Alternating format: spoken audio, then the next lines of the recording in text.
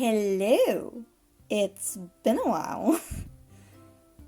In this video, I'll be making my first full Nendoroid custom.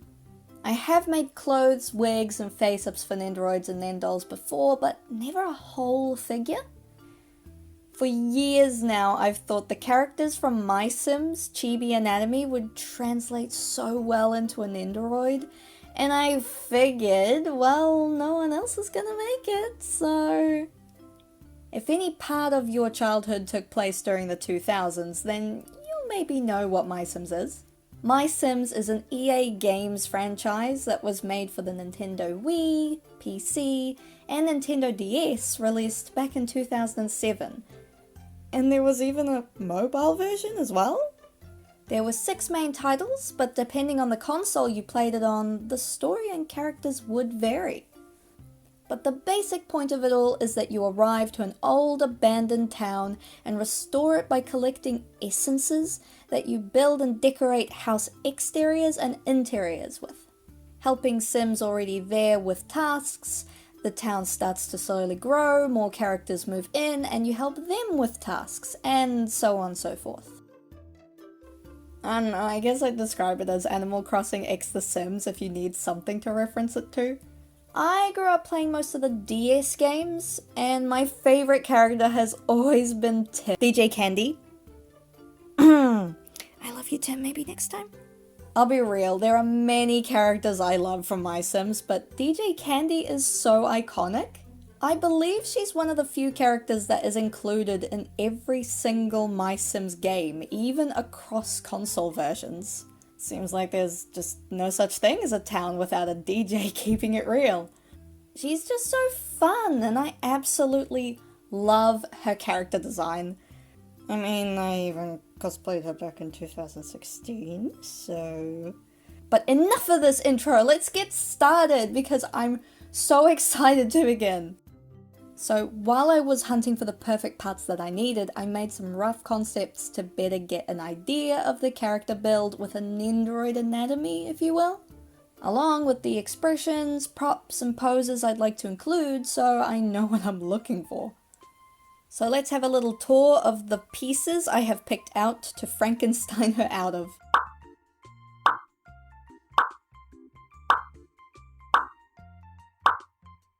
I was originally going to go with these two because of their molded mouths, but honestly I've settled with the flat faces because they're way more accurate, especially with the lack of a nose. So I'll just give them a quick clean and remove the factory paint with nail polish remover. Now, I wasn't able to find any matching piece for her waist from an official Nendoroid, so I decided to actually sculpt it out of polymer clay from scratch. This polymer clay is called Fimo and is incredibly crumbly, as you can see, but after maybe 10 minutes or so of folding and twisting it, it starts to get warmer and softer to be able to work with. I've added masking tape onto the torso so that it doesn't get sticky or stained from the polymer, and I'm just going to sculpt this waist piece, referring to other real Nendoroid waists I have to get the size and shape right. I start off by pushing a blob up under the torso, and shape it into a rough oval dome shape, and after some referencing I push the legs into the clay to make a hole and to figure out their position. I am so sorry about my camera's autofocus, by the way. It's a real struggle to actually work on the project but then remember to, in between, make sure the camera is doing the one job that it has. It's a skill, and I'm sure with more experience filming these kinds of things, I'll improve.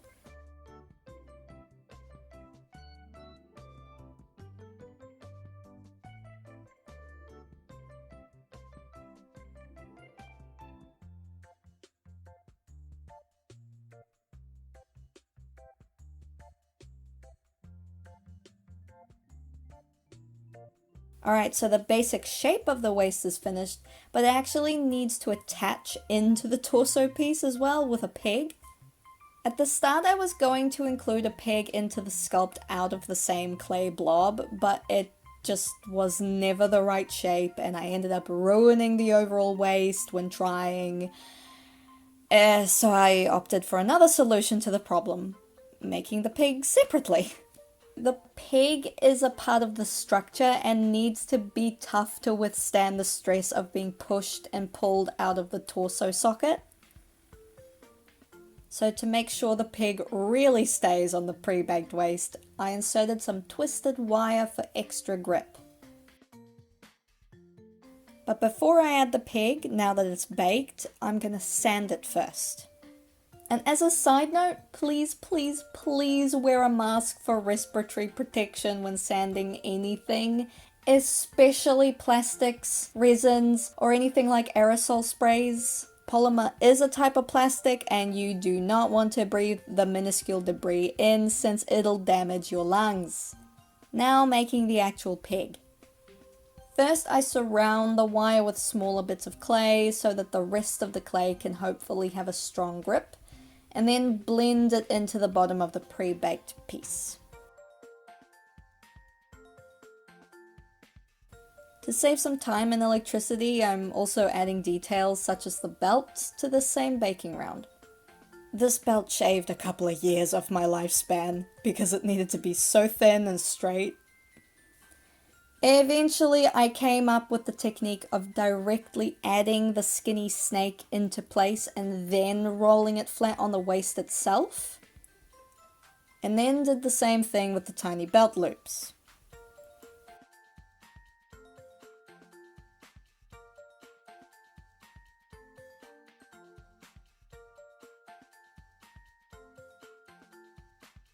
Now we need that star belt buckle. First, I draw the star shape itself on some paper via my phone. This was much harder than it seems. And then flatten a blob and push it onto the sketch, which will transfer it directly to the clay. Wow. I then cut it out, and we have ourselves a teeny weeny star, and we can bake this next round of the waist. So for the leg joint holes, I needed to sand them to the right width for the joint to sit tightly, but not so tight that much force would actually be needed to pull it out from the socket. Now the torso peg needs to be a nice fit too. Since it's quite oversized, I can simply just sand it down, checking the size as I go until I get it just right.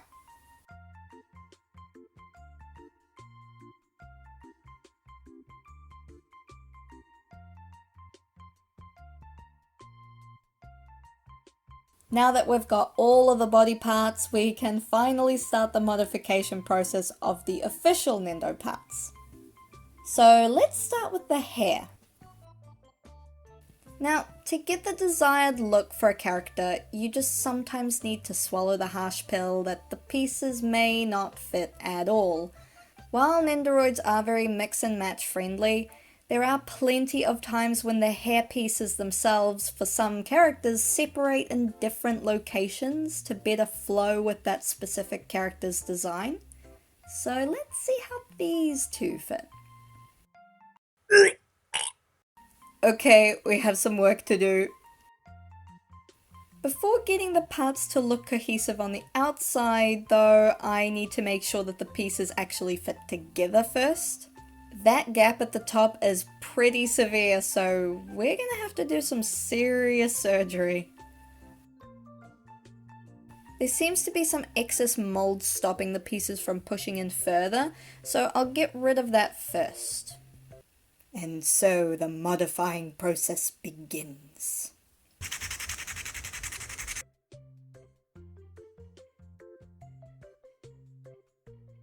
Now that the front and back hair parts are meeting nicely at the top, it's time to shape the hair to better fit DJ Candy's style.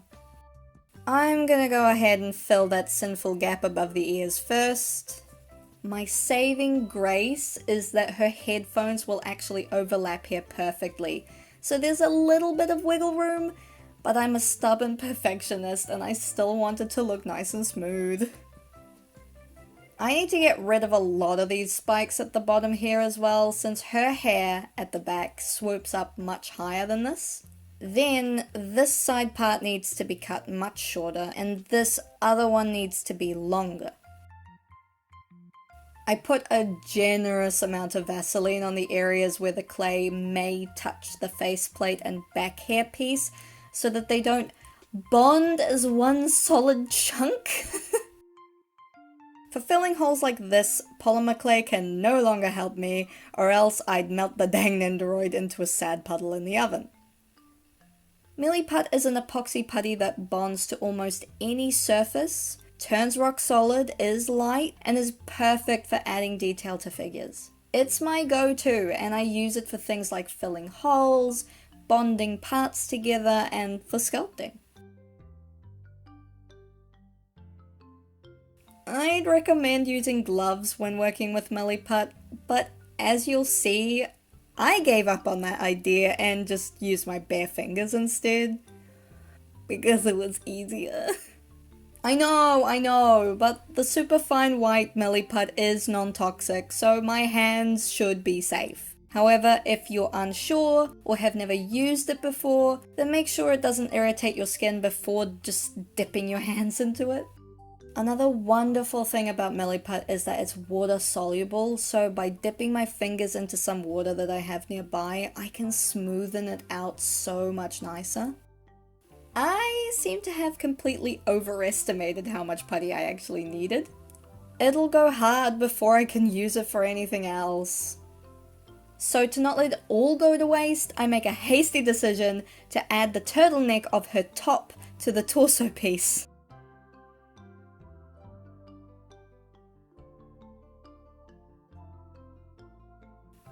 And once that was done, I also used a small dollop to adhere the star to the belt of the waist.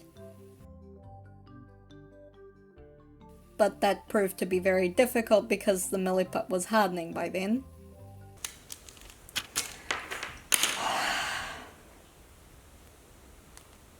Can I please? I hate this with a passion. Just want to currently cry. No. No. Oh my god, are you f***ing serious? I'm done. I'm done. It's a learning process. A day later, I've let the putty set overnight and it's time to crack the egg open. So now I'll draw where I need to cut into the front hair piece.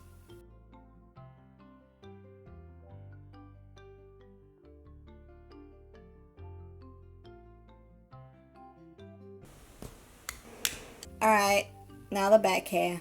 Just like the front, I've drawn and coloured in what I need to shave off. So just little by little I start to take that bottom layer of spikes away with my handy dandy craft knife. And with a shit ton of sanding as well.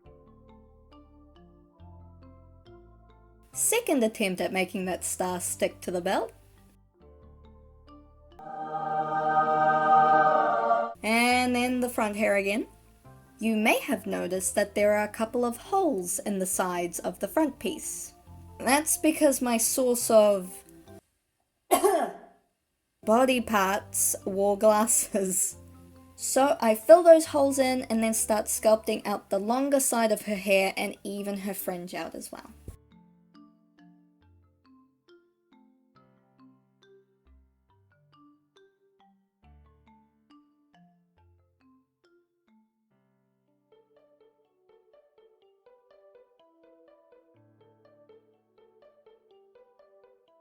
There are some imperfections here and there, like little dents, but I'll come back to fill those in later. Off camera, I filled the large dents at the bottom of the back piece, but I also shaved off another layer of the spikes because I realized DJ Candy's hair actually went higher than I first thought. However, now I can finally sculpt on this part. The only concern I have here though is that this part is going to need a bunch of Milliput. And while yes, Milliput is light and bonds well to plastic, it's not perfect. With stress, it can actually pop right off. So since the back sculpt is going to end up being a single large chunk, then no matter how well I prep the plastic, there's still a large chance of that huge chunk to simply just separate from the plastic if it falls or experiences stress from faceplates being swapped over and over. So, the wire's back.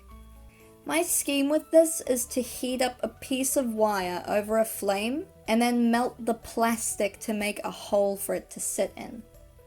I didn't film it since I did this over the kitchen stove, but I tested it out on the other back hairpiece for the front hairpiece that I'm using. So, not the actual back piece, but the other one I'm not using, you know? It seemed to work just fine. But disclaimer! You can get the same results from other methods, and I don't really have any justification to use this melting method other than it's very precise and fast. Fire is dangerous and shouldn't be touched. Hot metal is dangerous and shouldn't be touched. Hot metal melting through plastic can create toxic fumes, which you should not breathe in. And I am a fool! So if you're dumb enough to do the same method, then do it safely and with respiratory protection, or just do it with a drill of some kind as the same width of your wire instead, I don't know. Anyway, back to my hazardous plan. Let's hope this works out. After some complicated eyeballing, I draw some X's where I should push the wire in. And holy shit, it worked! So now I'll push the wires inside and secure them so they won't budge.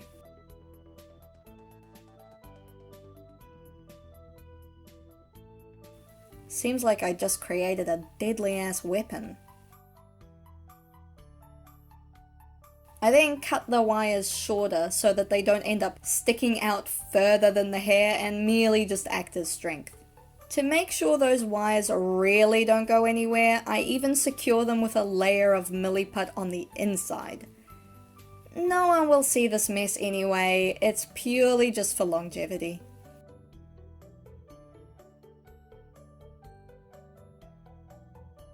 It looks like the surface of the moon right now with all of these dips and dents, but the rough shape of her hair is at least done. And you know what that means, it means more sanding.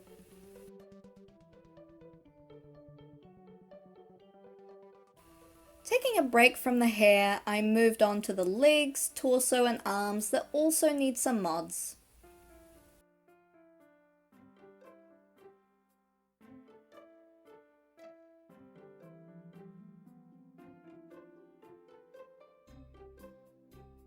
Once the feet cured, I used a craft knife to carve a line to make the sole of the shoe. This is a box cutter knife to be more specific, and while I've heard it's much better to use a scalpel, this does do the job just fine.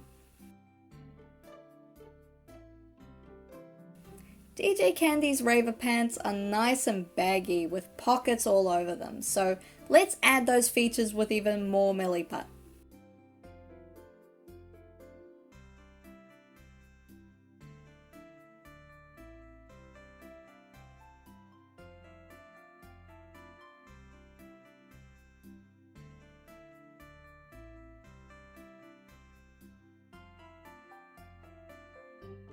As you can see, the pants have more to say by having several seams along them. While yes, I could just paint those lines, I do like it so much better when those kinds of details are actually a part of the sculpt itself. So I'm back at it with the craft knife. Then I add more of those carved lines to other areas that need them, like the wrist warmer I didn't record myself making and the zipper on her top. Now, I didn't know about this when I cosplayed her, but apparently she has a pocket on her back for some reason. No, but for real, like what the hell is that for? I don't know. So to make sure I sculpted this in a Nendoroid appropriate place, I stabbed her in the back with the top of the stand before adding the putty.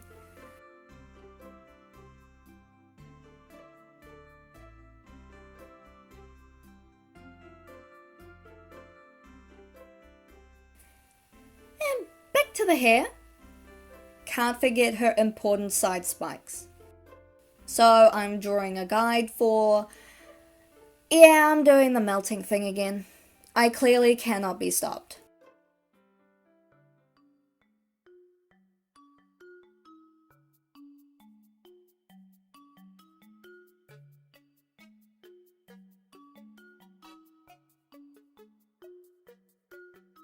Alright, time to make the smallest sculpt I've ever made so far. The zipper. Starting out with a teeny blob, I just start to sculpt it into a rough triangle shape. Once it's cured, I then sand it and carve the little hole.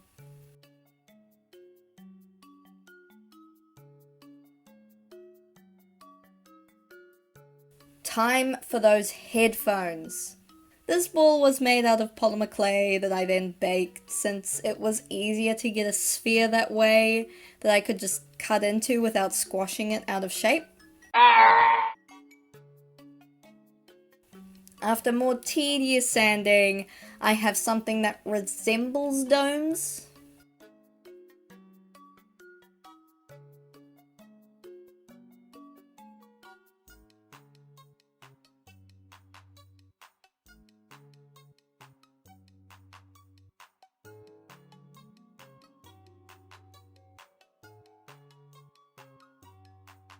Now it's time to add those headphones to the actual head. So it's back to the lubricant. For the phones to stick onto the side of the head temporarily, I added blue tack to the back and then drew a line at the top of the phone piece.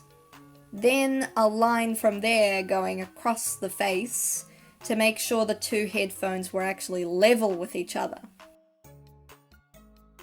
And then when I knew where the phones would be, I could draw where the band should go.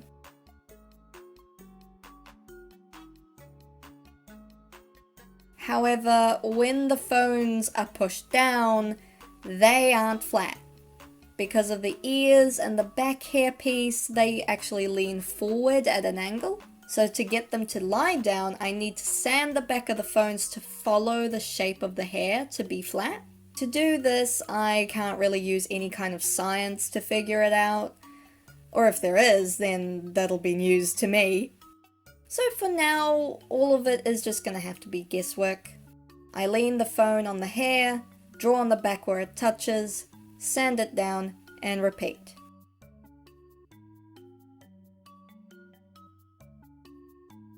And with some even more milliput, I attach the phones to the head and fill in the gaps. Now that the phones are in place, I can finally make the headphone band, which is one of the last sculpts. I wouldn't be surprised if about a third of this Nendoroid is milliput by now.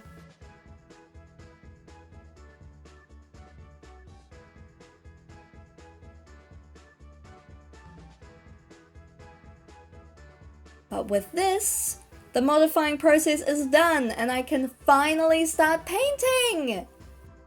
Whew! For customs, I use acrylic paints for multiple reasons.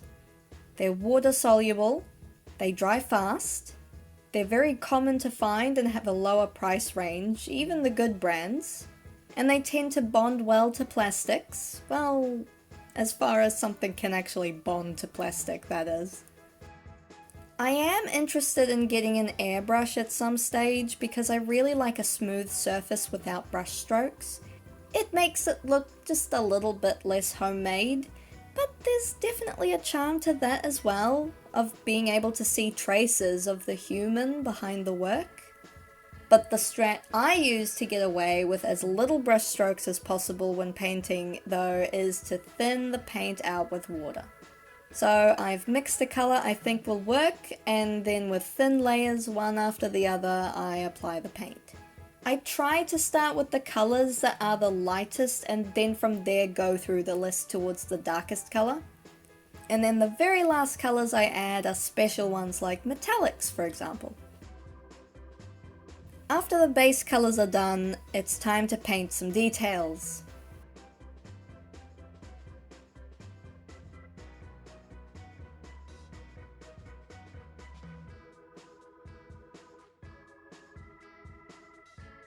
Getting to the headphones, I faced the same exact issue I did back in 2016 when I made my DJ Candy cosplay of what the hell is this? After drawing some different variations of what it might be, I gave up on trying to explain it, and simply decided to stick with the "what you see is what you get" mantra and just painted what I saw.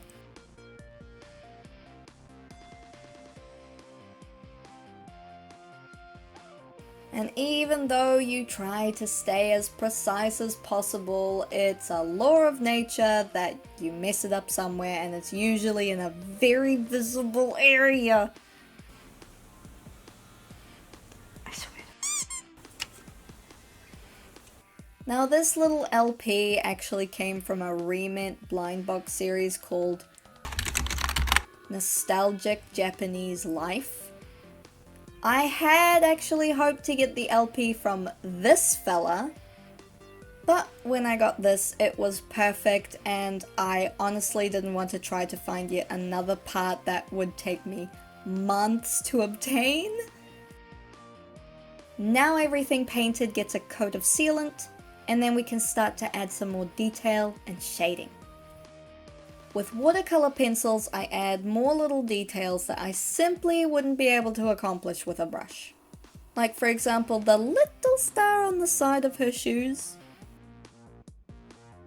And while observing DJ Candy in-game to try and get some better angles of her for reference. Hold up! Even though no one's going to see it, I am indeed hand-drawing the soles of her shoes. I am clearly a masochist at this point.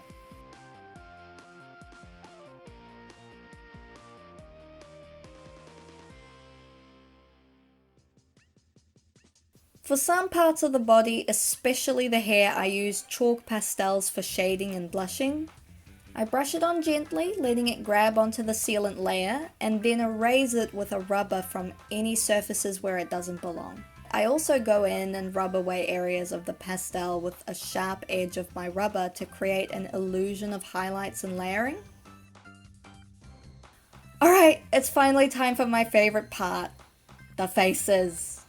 A typical Nendoroid comes with 3 faceplates, but for DJ Candy I'm actually only going to do 2 because these are the 2 expressions you'll see from her the most. But before I dive right in, I first try out the actual eye shape on paper and to test which combo of colours will work the best. After a couple of coats of sealant to make it easier to draw on the plastic surface, I start the sketching process. This is done with a slightly darker colour than the skin tone, so it's easier to erase when I need to adjust it and doesn't leave a permanent mark that I can't get rid of. I start off with the eyes because everything else, like the eyebrows and mouth, their positions depend on where the eyes are. I make 2 little dots for each eye and stare at them until I'm going crazy to try and see if they're symmetrical or not. Throughout the sketching process, I also keep putting the front hair part over the face to see if the proportions are right.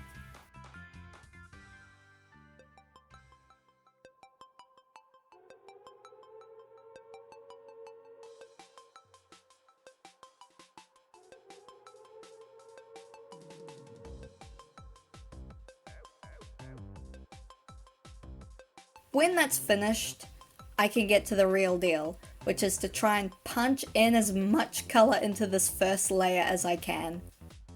Just like the paint layers, I go from lightest to darkest. It's extra important for watercolour pencils because they smudge so much easier. If I draw the eye shape with a dark brown first and then the eye whites afterwards, then the white is going to drag bits of brown with it and mix it into the lighter colour.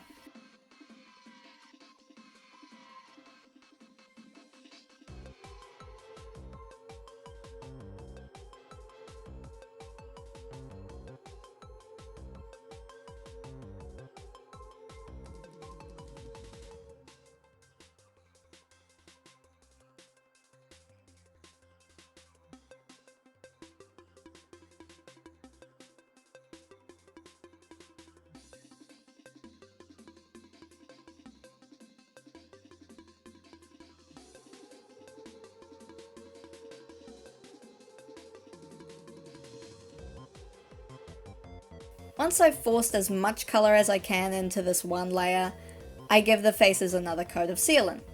This is also to sort of save my progress in a way and to be able to draw a second layer on top. A third layer of colour is usually needed, or even a fourth depending on what you're making and the effect you're trying to achieve. I like to do one side of the face first to see the difference, because it honestly never ceases to amaze me the difference just one coat of sealant really does. There's a tiny spot where I seem to have rubbed the pencil across way too many times that the colour just no longer sticks anymore since there's nothing for it to grip onto. The cool thing about watercolour pencils though is that they work with water. So I simply even the colour out with a tiny drop of water at the end of a small brush, and that little spot is now filled in again. After a third layer, the colours are looking nice and sharp. So the only thing left here are those eye shines. That's a wrap on all of the making. Now that all of her body parts are gathered, let's finally assemble her.